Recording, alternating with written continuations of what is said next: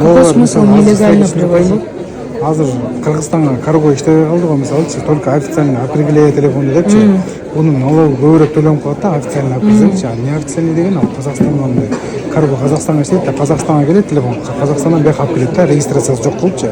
Анан регистрацияны автоматически өздөрү колго алат да, жана ачып алып, ачып туруп, телефонго сим карта салып, паспорт менен регистрация кылышат да, ошондой депчи. Ошол арзан чөп баазычы. А на кого она регистрируется? Кайсыл? Вот эти телефоны. Официально өндүрүп келген эми булар. Что, на кого? На физическое лицо? А, физический лицо, да. Любой адам ғой? Любой адам бар. Эми любой адам болгондо бир сага эки эле телефон болот да. Сизгечи эки эле телефон регистрация болот 1 жылдачы.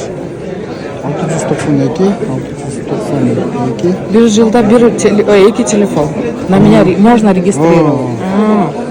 Ошоңуз менен айтып атат, ошоңуз менен элечи. Атак мына текшерип берем да баардыгынчы.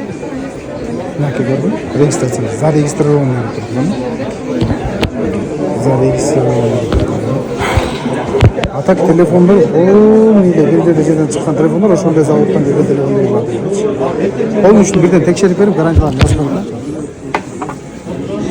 Но зарегистрирован деп чыгат? Зарегистрирован деп чыгат, бардыгы чыгат.